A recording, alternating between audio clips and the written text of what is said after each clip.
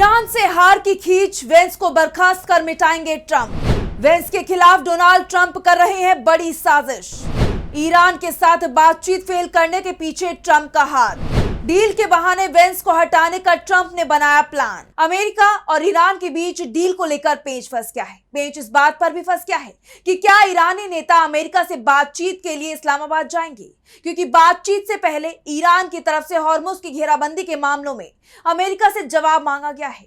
Iran ने साफ कह दिया है कि पहले अमेरिका हॉर्मुज की घेराबंदी हटाए, उसके बाद ही कोई बात करे। ईरान के सवाल पर अमेरिका ने हॉर्मुज की घेराबंदी तो हटाई नहीं, उल्टा हॉर्मुज से निकलकर हिंद महासागर की तरफ जा रहे एक ईरानी जहाज को ओमान सागर में पकड़ लिया, जिससे ईरान बेहद नाराज हो गया है। सीज फायर की शर्तों का उल्लंघन बताया है। मामला एक बार फिर से जंग की तरफ बढ़ता दिखाई दे रहा है। और इन सब के बीच डोनाल्ड ट्रंप का एक बड़ा बयान सामने आया है, जिसमें उन्होंने साफ कह दिया है कि अगर ईरान से डील नहीं होती है तब इसके लिए जेडी वेंस जिम्मेदार होंगे। जिम्मेदार ही नहीं बल्कि वेंस इसके लिए दोषी होंगे। इसके बाद सवाल उठ रहे हैं कि क्या ट्रंप को अब वेंस से डर लग रहा है? क्या ट्रंप अब वेंस को बर्खास्त करने की तैयारी में है? और इसी सवाल पर आज हम अपनी स्पेशल रिपोर्ट में करेंगे बात। नमस्कार, मैं हूं आंचल।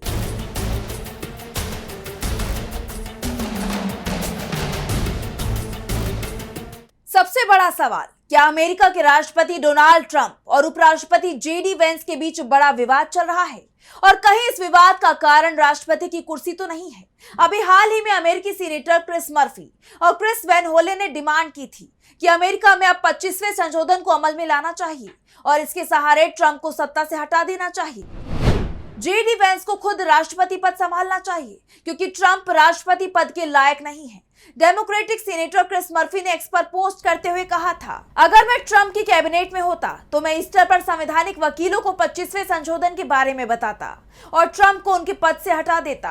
अमेरिका का 25वां संशोधन एक ऐसी प्रक्रिया है जिसमें उपराष्ट्रपति और कैबिनेट के ज्यादातर लोग अपनी ड्यूटी न कर पाने की वजह से राष्ट्रपति को बदलने का विकल्प चुन सकते हैं और फिर उपराष्ट्रपति प्रेसिडेंट की भूमिका निभाते हैं।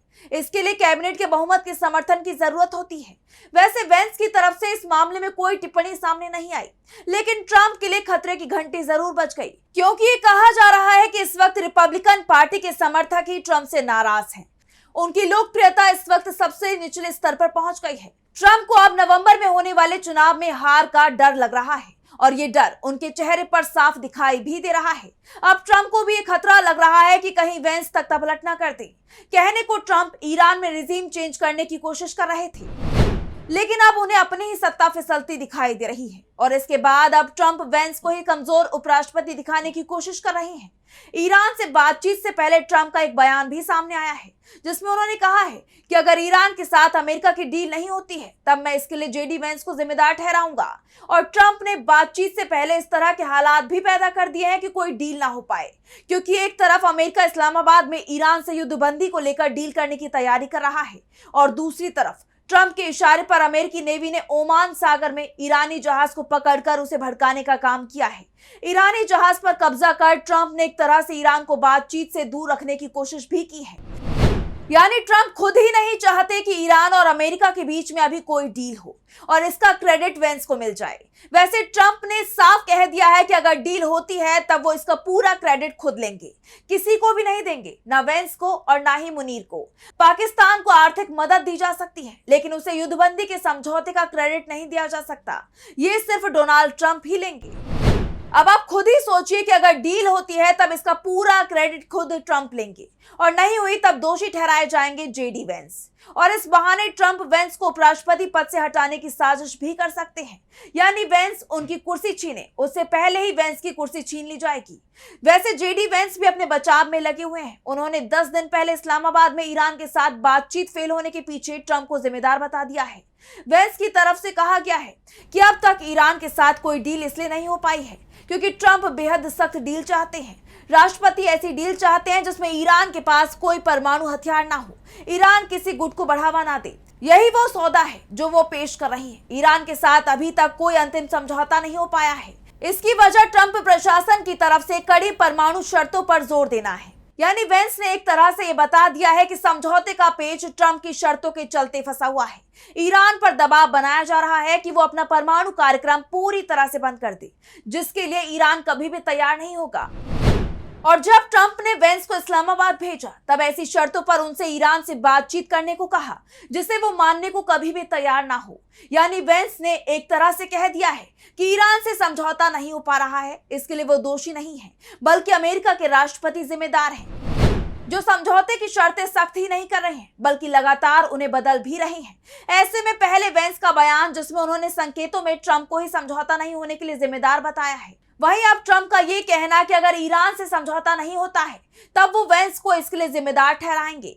वैसे ये बात ट्रंप ने मजाक में कही है या फिर ये वेंस के लिए वार्निंग थी? ट्रंप की अगर ये वार्निंग थी तब वेंस की कुर्सी खतरे में मानी जा रही है। वैसे सिर्फ वेंस ही ट्रंप के निशाने पर नहीं है। ईरान से जंग शुरू होने से पहले रक्षा मंत्री पीट हेगसेथ और विदेश मंत्री मार्को रूबियो के काफी तीखे बयान सामने आ रहे थे जिसमें वो ईरान पर सख्त कार्रवाई की चेतावनी दे रहे थे। लेकिन जंग के कुछ दिनों बाद ही पीट हेगसेथ और मार्को रूबियो की बयानबाजी पूरी तरह से बंद हो गई है और ये कहा जा रहा है कि ट्रंप अपने इन दोनों मंत्रियों से नाराज है। वेंस के साथ ही पीट हेगसेथ और मार्को रूबियो की भी वो अपनी कैबिनेट से छुट्टी करने की तैयारी में है। यानी अगर ट्रंप के खिलाफ 25वें संशोधन की कोई कार्रवाई शुरू भी की जाने की कोशिश हो उससे पहले ही ट्रंप अपनी कैबिनेट में उन सभी मंत्रियों की छुट्टी कर सकते हैं जो उनके लिए खतरा बन सकते हैं, क्योंकि ये कहा जा रहा है कि जंग के बाद पीट हेगसेथ और मार्को रूबियो भी अब वेंस की भाषा बोलते दिखाई दे रही हैं। लेकिन यहाँ सबसे बड़ा संकट इस वक्त वेंस की कुर्सी पर ही आया हुआ दिखाई दे रहा है। ऐसे में सवाल उठ रहे हैं कि क्या अमेरिका के राष्ट्रपति के पास ये ताकत होती है कि वो अपने उपराष्ट्रपति को पद से हटा दे? तो इसका जवाब होगा नहीं।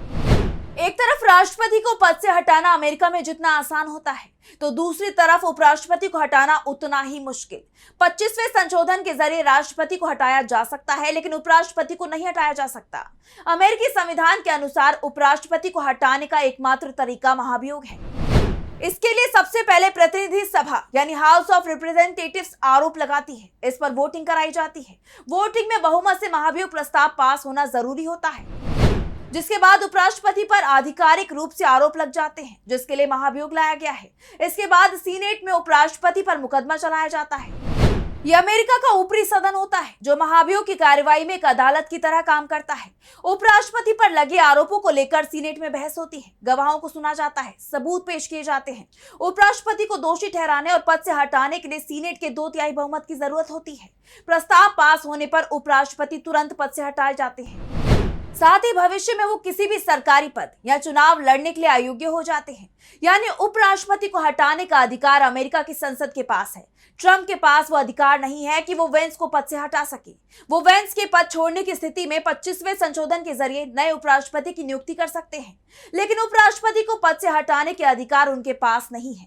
हाँ, वेंस जरूर ट्रंप के मंत्रियों को साथ लेकर उन्हें पद से हटा सकते हैं और खुद राष्ट्रपति बन सकते हैं।